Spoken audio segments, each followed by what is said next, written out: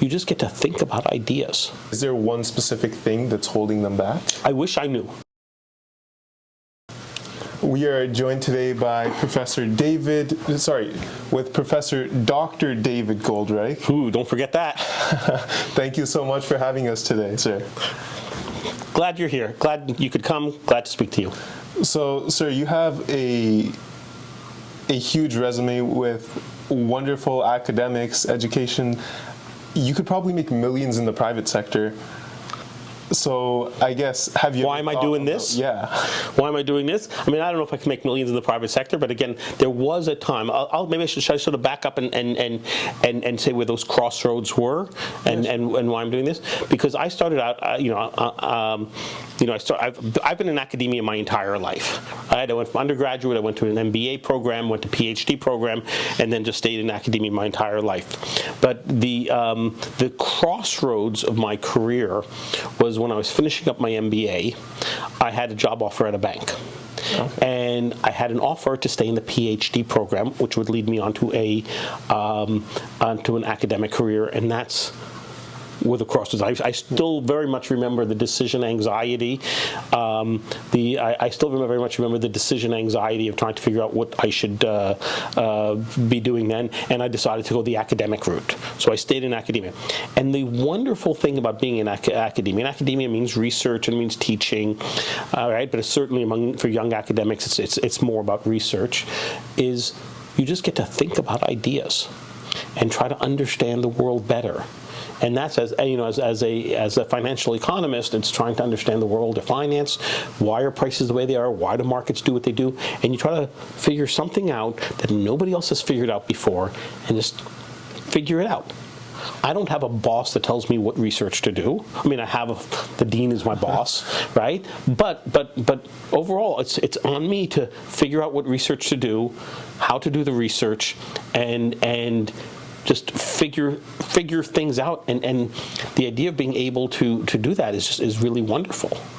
And so you've worked in the UK, you've spent a lot of time in the US and in Canada as well.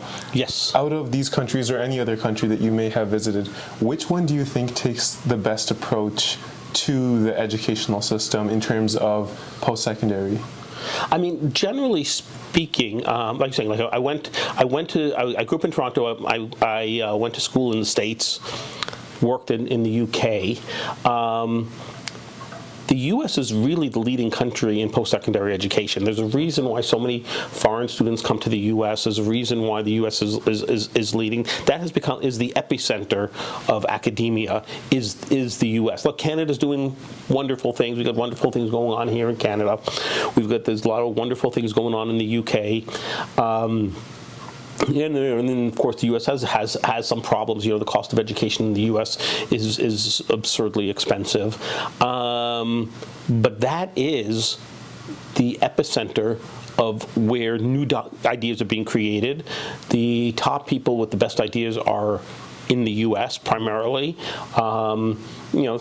Different fields are in different places, but overall, and for idea generation and for coming up with new knowledge, it's really important that people are surrounded by other people who are also working on the same idea. You can't, it's not like you go up into your attic and you think about deep ideas and come up with some wonderful insights. No, much more likely is that you're talking to a colleague after a seminar and you're discussing the ideas, and that's how ideas get generated.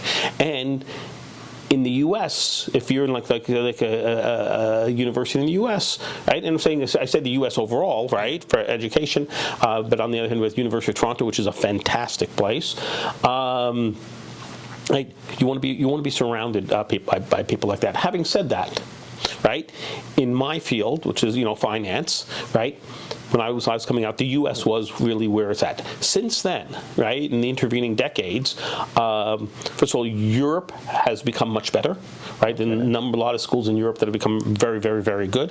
Asia's become much better, right? There are a lot of schools in Asia that are doing really good things. And again, and while you want to be surrounded, I will also add that nowadays, distance doesn't matter as much as it used to be in the olden days, right? You want to work work with somebody in Australia. In the olden days, you had to get on a boat and spend a few weeks to go to Australia.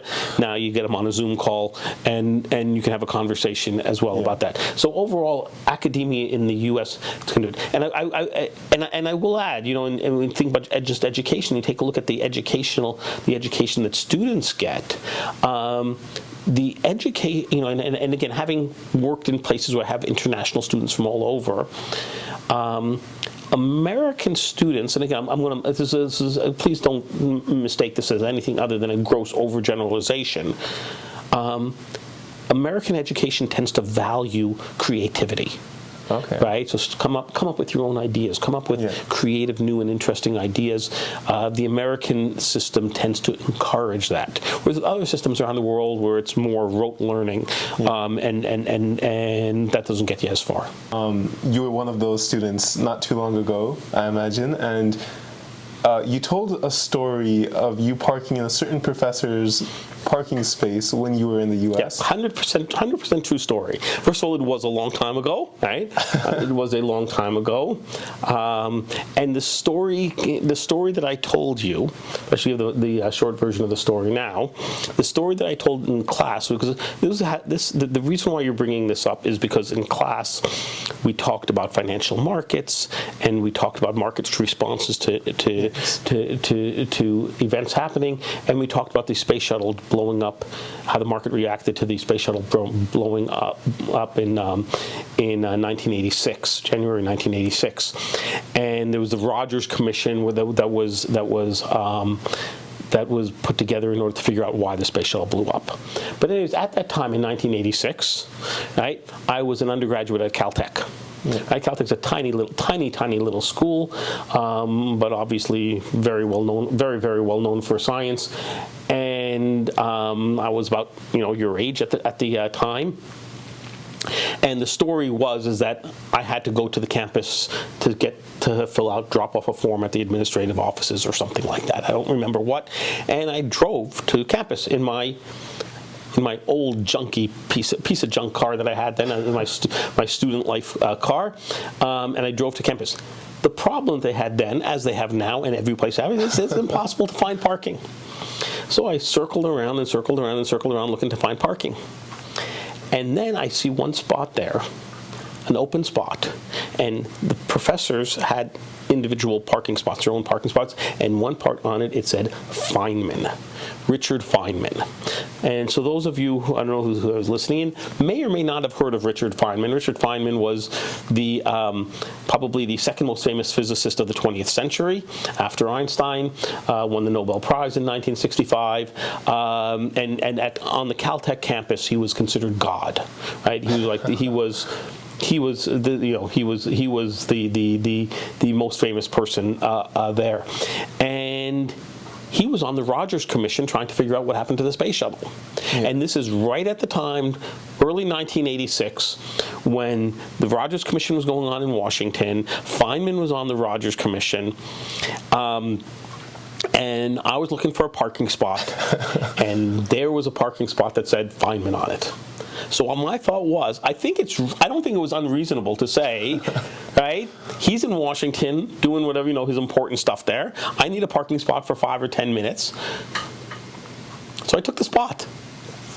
And I run into the administration, give whatever papers I need to give them or whatever that was. And when I come out, as I'm walking out and walking towards my car, there I saw in front of the parking spot was Feynman in his famous Feynman van, right? If anybody here watched The Big Bang Theory, they actually talk about the Feynman van.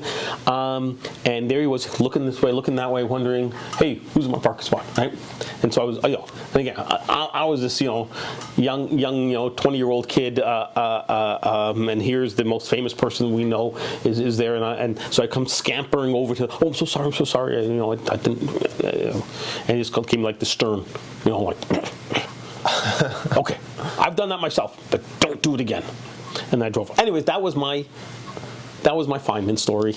And is that the reason the Rotman garage doesn't have any reserved parking spaces? And here I don't get reserved spots. Here I have to take the TTC like everybody else.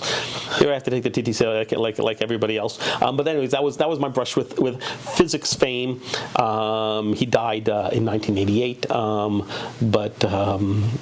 right before I graduated. But that was the story. The UAE recently left OPEC. So, what's your reaction to that? Yeah, the UAE left OPEC just a few days ago, where they announced they were leaving OPEC. Excuse me. I don't have deep insights on why they left OPEC, why they left now, or exactly how big the UAE is in the oil market. But I got to tell you, as an economist, that's a good thing, right? Yeah. Cartels, right? You would have learned in Eco 101 or anybody taking economics. One of the first things you learn when you learn when you learn economics, one of the key insights is that markets are very good things, and when you have competitive markets, it's good for it's good all around to have competitive markets. Makes us a more prosperous place. But monopolies are not good.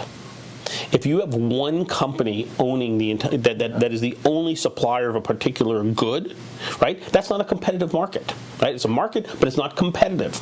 And you would learn in economics that when you have a monopolist, right? I'm going somewhere with this. Yeah. When you have a monopolist, the monopolist reduces the supply that otherwise would have been produced, so there's less stuff being produced, raises the prices, and then as consumers, we get hurt. We pay higher prices, and there's just not enough to go around of what there is. So the monopolist makes a ton of money, but then the rest of us in society gets hurt by monopoly. And a cartel, OPEC is a cartel, right? A cartel is artificially forming a monopoly. It's making something even worse. So if you have an industry that should be competitive, you have a whole bunch of suppliers, whether it's oil producers or anything else, you have a whole bunch of suppliers, right? And there should be competition between the suppliers, and everybody should be trying to give us the most for our money, and everybody should try to charge as little as possible, and everybody should be trying to charge us as little as possible and give us the best service that they possibly can, right? Instead, they get together and they form a cartel. And a cartel says, hey, let's all treat ourselves like we're a monopoly, okay? We'll get all together, we'll split up the market, we'll charge a higher price as if we were a monopoly. That way we all make more profits, lower the quantity of production, and that's what OPEC is. OPEC artificially raises the price of oil. So if one major component of OPEC breaks away and says, no, I'm doing this on my own, that could only be good, right? They make less money, but for the rest of the world, it's a positive. So I'm in favor. How many dollars will it affect oil prices? Yeah. I don't know. That's a hard question that requires all sorts of estimation. I don't know how much, but it is. But directionally, it's a good thing. And there's also a lot of African countries that are moving into oil more recently. Do you think that them drilling or extracting that oil has a future? Well, I would think I don't know specifically because I don't know what the facts are on the ground. But for us, for the world, for the producer, right? More competition is a good thing. More people producing oil, right? And I'm completely, by the way, staying away from any questions about if oil is good for the environment or not. That's a separate question. Separate question that can be addressed is about the environmental impact of oil. But if you're talking about production of oil, the more the merrier, right? It is good for the African countries. I mean, it is such a shame. Africa is sort of stuck in poverty, right? Africa, you take a look at, so I just have to go on this tangent if you don't mind, right? If you take a look at how the world has progressed over the past number of decades, the world has become a much, much wealthier place. Yeah. So many people have risen out of poverty, primarily through opening of markets and free trade, and has so many people have risen out of poverty. And we take a look at the total number of poor people in the world, right? It's just declined dramatically all over the world, except Africa. Africa seems to be something wrong, that it gets stuck in poverty, and I'm not sure if it has something to do with the nature of the governments there, right? Or something's wrong that Africa, that's a problem that needs to be solved, right? How to bring prosperity to Africa, right? Because Africa has not shared in the... China has grown tremendously. Yeah. Right? If you take a look, India has grown tremendously. If you take a look at people moving out of poverty, right? China, India are the two biggies, right? South America has done well. Africa hasn't. So, to the extent that there's more industry in Africa, more ways that Africa can earn wealth, hopefully reinvest that wealth in a way that can then make Africa more conducive for value creation in the future, that would be a good thing. So it would be a good thing. So, just because we're on the topic of Africa, they have a lot of natural resources, those nations. So do you think that there's, and whether it's gold or diamonds or oil or whatever it may be, or even just natural beauty with tourism, if you look at countries like Tanzania with Mount Kilimanjaro, what do you think, I guess, is there one specific thing that's holding them back? I wish I knew the answer, right? And the answer is a fantastic question that I did. I wish I knew what the answer is. We're living here in Canada. Canada has lots of natural resources that we want to be able to and that's part of what makes Canada wealthy, not part of it. And so Africa has all of these resources, and you'd think they should be wealthier. What's holding them back? I can speculate. Right? I can speculate. Often it's an issue that the institutions aren't good. The governments are the governments might be. I don't want to speak out of turn. I don't want to say the governments might be corrupt, because I'm sure we have corruption all over the world of different levels, right? But there's something that's stopping people from turning those resources into value for the company. And there also is this effect that sometimes when you have natural resources, it can actually be bad for the country, because now there's something to fight over, right? So if you have a country that doesn't have strong rule of law, right? If you have a country that has strong rule of law, and we discover, look, there's gold in the ground or something like that, okay, so great, wonderful. Let's hire some people to dig the gold out of the ground, sell the gold, and use that money to buy other things, and then take some tax money out of it, and just sort of make the country a better place. But on the other hand, if you don't have rule of law, and then suddenly there's gold in the ground, there's something to fight over, right? There's something to fight over, and so that you can have that negative effect that good natural resources can sometimes make problems worse. But then the problem is the lack of rule of law, right? It's not really the resources that are the problem. It's the resources and the lack of rule of law. But again, I know that there's been all sorts of research on this. But man, if you ask me a question, and so I'm going to push say a little stronger. If you had to ask a question about where is the world not going in the direction that it should be going, poverty in Africa. Right? The world has become a much more prosperous place over the decades, and that's super valuable, super important, wonderful, wonderful thing. The world is a much better place than it was, 100 years ago. Yeah. And that's the one place that you see this that stuck. That I think if you had to ask me what is the one thing that we should try to figure out, what sort of it would be that.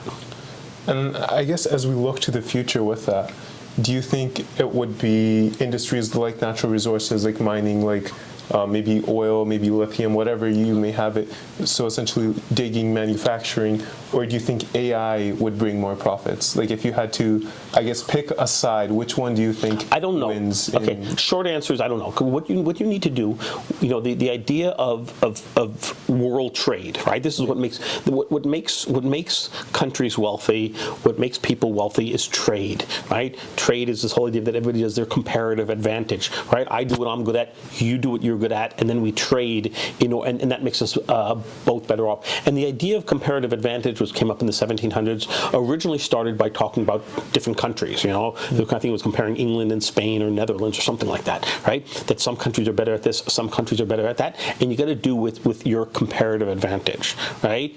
The thing that you are better at, right? Than the thing that you're best at.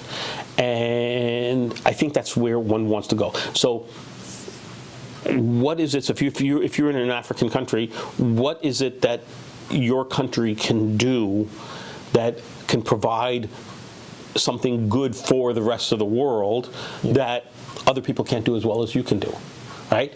I don't know what the answer is. I guess first of all, it would be each country that would be a different answer. And what do you have? So if you have natural resources, great. You have natural resources, but again, it has to be extracted properly. If you have potential for tourism, use that potential for tourism if you can use it well. But then again, I think my understanding is again, and I'm afraid of going down this route because I am no expert on Africa at all. But you need infrastructure, right? Yeah. If you're going to become wealthier, you need to have roads that can bring stuff from here to there without much easily. You need to be able to build factories. You need to be able to expand the economy, and you need to have a place where entrepreneurs can flourish. That somebody with a good idea can start a business and turn it into something valuable. So if you're asking me with natural resources versus sort of some sort of new technology, I'm kind of agnostic on that. I really don't know. But you need an environment where people who have ideas can bring those ideas forward and create wealth. Okay, like I meant it more in terms of the industries themselves. Like even if we look at Canada, they're opening up the Ring of Fire. Digging is set to start there in June, I believe. And we also have a lot of developments in AI, such as OpenAI. The IPO that they're saying is around $1 trillion. So I suppose you're an expert on IPOs as well. So what do you think about the $1 trillion estimate for their IPO? I mean, we should all do. I mean, in terms of we should, as a general rule, we should use whatever resources we have available to be able to create and ideas that we have, right? Resources, everything from minerals to the stuff in our heads where we can come up with ideas. Yeah. We should do whatever we can in order to create goods and services that people want. And but again, you need specific expertise to do that. Now, in terms of IPOs, I mean, an IPO is a way of raising capital, so that when you have an idea, right, and there's a number of steps before you get to the IPO, but when you have an idea, you can then bring in equity partners, equity ownership, right? Sell the shares to the public so that everybody else can become an equity owner in your company, in your idea, and then go and produce whatever it is that you're producing, and then but when you have an IPO, and again, you take an AI type of thing, right? And you do an IPO on an AI, and the IPO valuations are so high. Yeah. That's the marketplace telling you that the marketplace thinks that there's going to be a lot of value coming out of this, a lot of present value coming out of it. That's what the marketplace thinks. Now, again, market is not perfect. Market will sometimes say this appears to be good, and then things change, and you end up with a not as good an outcome as you think. You never know for sure, right? Or as I sometimes say, you get the market price. The market price tells you what the value is, and then you roll the dice. And sometimes the dice come up good, sometimes the dice come out bad. But if it appears that the prices are high, right, the share prices are high for the IPO, that's the marketplace telling you. That is people telling you. That is the market telling you. More important than people, it's the market telling you that this thing is going to be valuable. And another thing that we've talked about in class is, like with the markets, it's like calls and puts and things like that. So do you think there would be a lot of, I guess, shorting of OpenAI stock? Because generally with IPOs, like when they first are announced, the shares are trading at highs, and then within the first few months they generally fall. So do you think this might be a speculative question, but do you think ChatGPT or OpenAI is overhyped in terms of its current valuation? It's hard to know. Look, overall, my first go-to was always that the market knows what the market knows. Okay, and we have to be very careful about second-guessing the market. Okay, we have to be very careful about second-guessing the market. The market is a bunch of buyers and sellers, people putting the money where their mouth is. Having said that, the evidence seems to be that, for reasons that I don't fully understand, that when you have an IPO where the price goes really high, right, that there is a tendency for it to underperform for the next number of months, right? That the returns are not so great. So personally, I don't know why, but nonetheless, I trust the data enough to say that I don't want to buy shares the day after the IPO. And it could be something, right? Again, in the model that we use in class, in the basic model, everybody's perfectly rational. Everybody's based on making decisions based on their unbiased estimates of value, and the value is the value. But on the other hand, if you allow for some psychological effects in there and you say, wait, there's just a lot of demand just for people who are already hyped up, right? Then that would explain. That potentially could explain why prices after an IPO are too high, higher than fair value, and that they'll tend to come down. But seriously, the numbers that we're talking about here, if it's overpriced by, if it's overpriced by 10% or 20%, if it's overpriced, let me push you, if it's overpriced by 100%, the price is double what it should be, it's still enormously valuable, right? It's still going to be a really, really, if something's going to be selling for $500 billion, and you say, no, it's only $250 billion, or $1 trillion, and no, it's not really worth $1 trillion, it's only worth 800 billion. It's still, right? AI, I'm no expert on AI, but AI is here to stay, and it seems to be something that is enormously valuable. I mean, you sort of see in some of the values in the stock market now. You see NVIDIA's stock market cap, right? Where are we, $4 or $5 trillion? It's just ridiculously high. And I say ridiculously high, but again, my instincts is to trust the market. But if I didn't trust the market, if I thought it was, if I thought it would be coming down by 50%, right? It's still crazy high. It's still $2 trillion.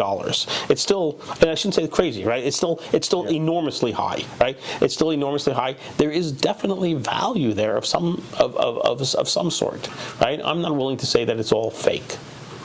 And with the rise of AI, and it's here to stay, you probably speak to a lot of executives, a lot of employers. Do you think that employers in, let's say, a field like investment banking or private equity are looking for more of the skills that they looked for maybe 5 or 10 years ago? Or do you think they're looking more for being able to use AI and innovate systems in their junior employees? Yeah, I mean, AI has certainly changed the market for junior employees, right? Absolutely has changed the market for junior employees. You certainly see that in the computer science world, the way that code is now written, the first draft of code is written by AI. And I think if I were to sort of think about, if I were, advise a young person who's sort of getting out, is that being able to use AI as a tool is really important, right? I don't think we should consider it to be the enemy in any way that's going to take away my job, right? Always, whenever there's new technology, right? Whenever there's new technology destroys old jobs and creates new jobs, right? That term creative destruction, right, is famously during the Industrial Revolution, right? You have new machines that do things that people used to do by hand. Now, seriously, if you were somebody who knew how to make thread by hand using cotton to make thread, and now you got a loom that does whatever, then yeah, you might lose your job, and that's a bad thing for you. But overall, in the larger picture is there's actually more people that are going to gain jobs than people who are going to lose jobs, right? You do have to worry about the people who are going to lose jobs and try to But right now we're talking about. But I think our conversation is you're a young person starting out. Where should you build your skills, right? And I think the necessary skills have changed recently, and the necessary skills are how to use AI as a tool, not to stop your brain from thinking, but to complement what your brain is doing, right?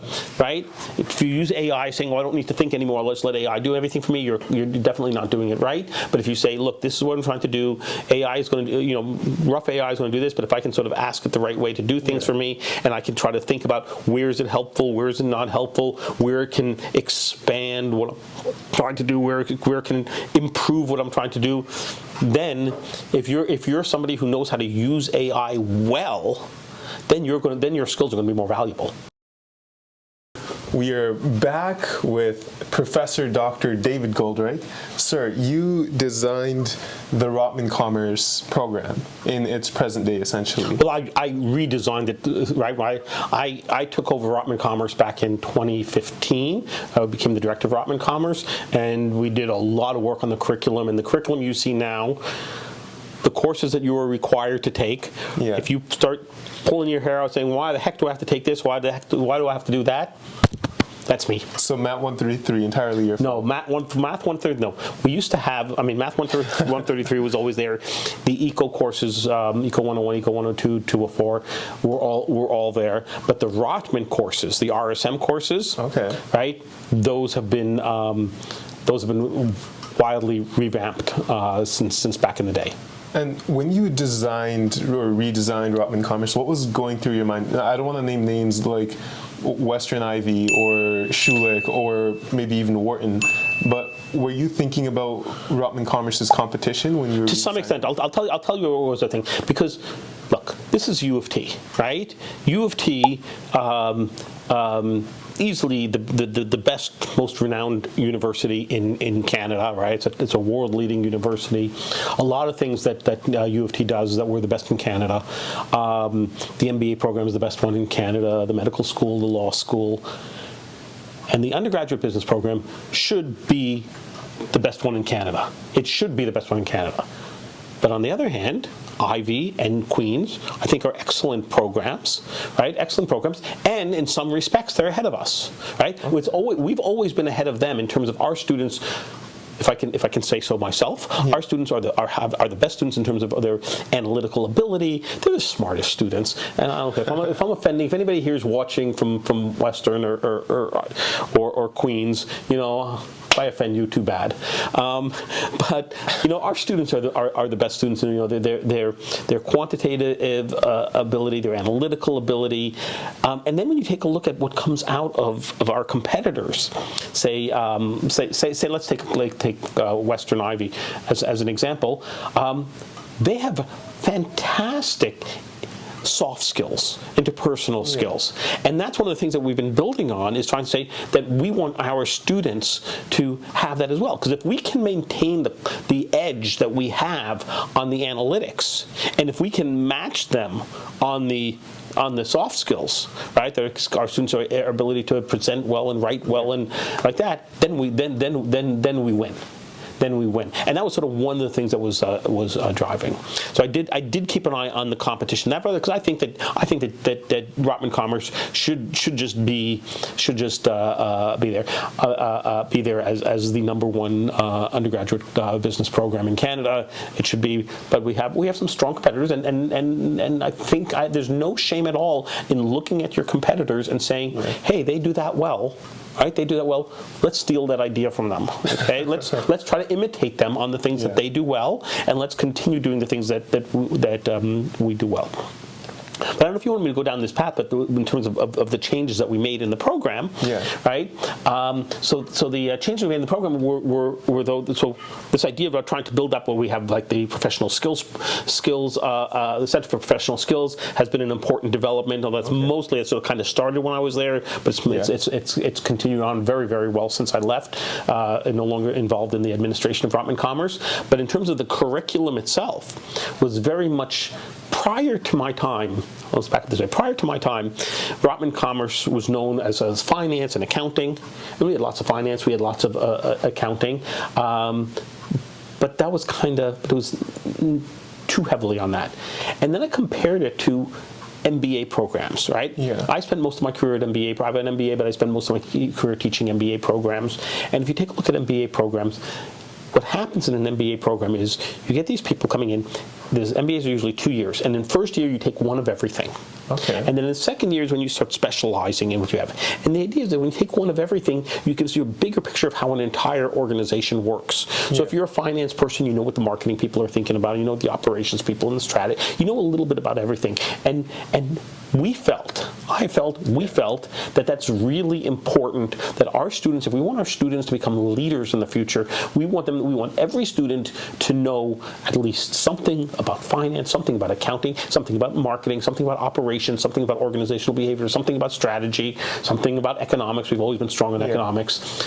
And the idea is that you take one of everything, right? And that's what we added into the program, is basically one of everything. And we moved it down. It used to be that you wouldn't take most of any real Rotman courses until year 2. We moved them down into year 1. The course that I teach, RSM 230, Financial Markets, is pretty much a newly developed course put into year 1. Marketing is in year 1. Accounting is in year 1.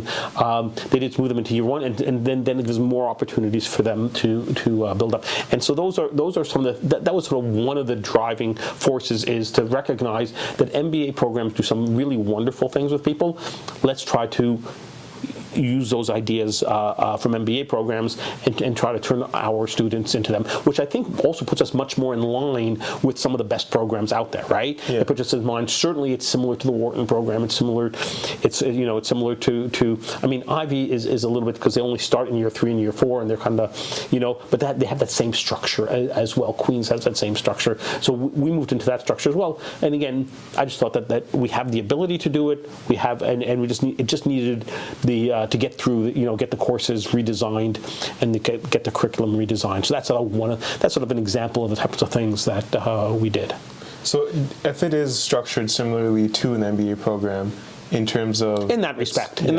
Do you think that means that it might be less important for Rotman Commerce students to get an MBA because they get that education in undergraduate? I don't think that's necessarily true.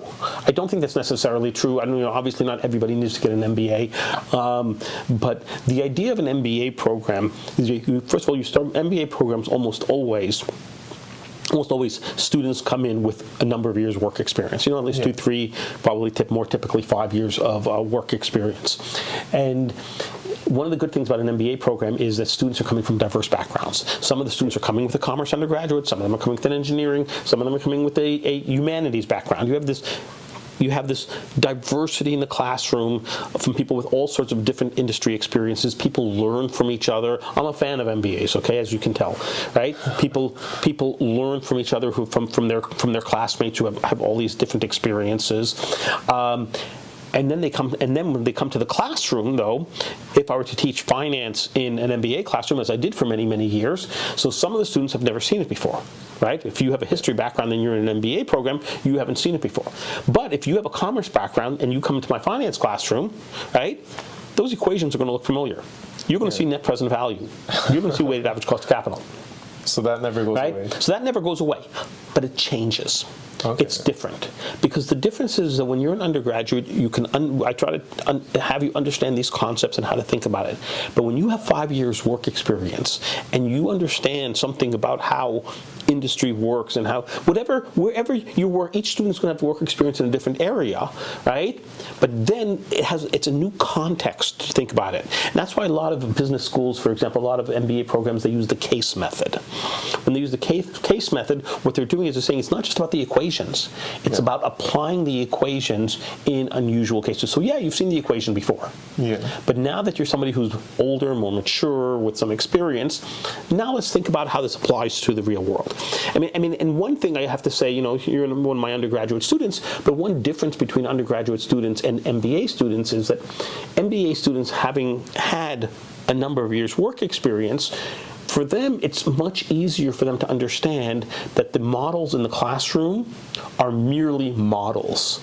The real world is more complicated than the classroom, right? And I can tell you that as an undergraduate, but you don't see it. But if you were working for 5 years, you would actually feel it.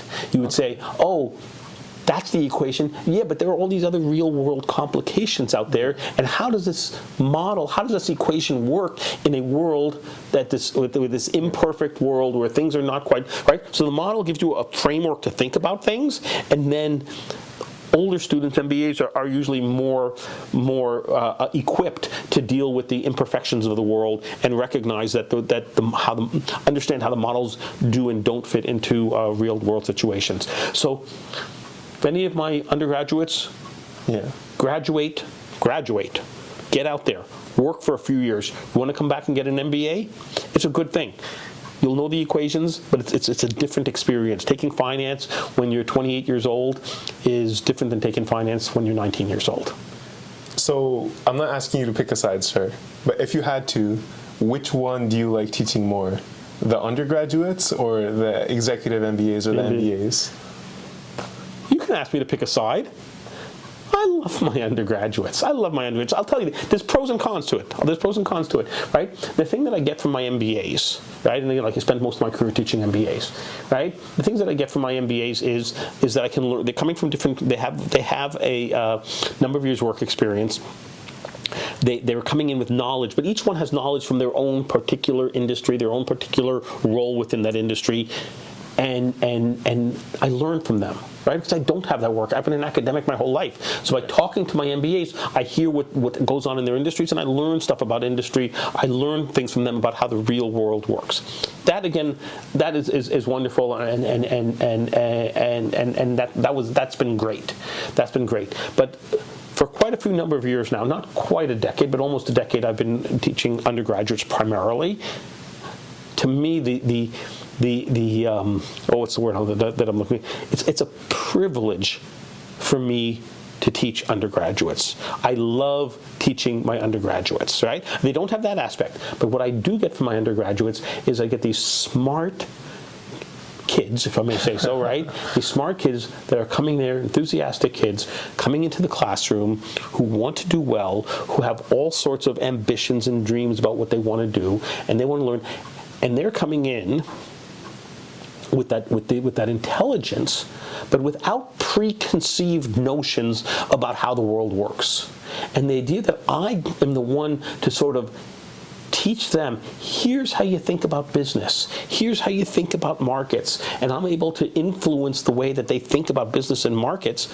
There's no way I could do that with MBAs, right? Here I've got this generation of young people that think about markets the way that they should think about it. I was about to say the way that I think about markets. No, that's not important. The important is that they think about markets in the correct way. They don't have like their old way of thinking stuck in them, right? Right? Dealing with people with experience, the good thing is they're experienced. The bad thing about it is that they can be stuck in their ways and not open to new ways of thinking about it, right? My undergraduate is more of a blank slate, smart kids, and I can sort of explain to them, and we have this whole discussion about how business is about creating goods and services that creates value, and that creates prosperity, and all tied into this net present value criterion that we talk so much about in class. To me, it's a privilege to be able to do that. And sir, it's been a privilege to have you on today. Thank you so much. Thank you very much for coming by, and thank you very much. Ask you more questions. Happy to chat with you. Always wonderful to chat with you. Thank you so much.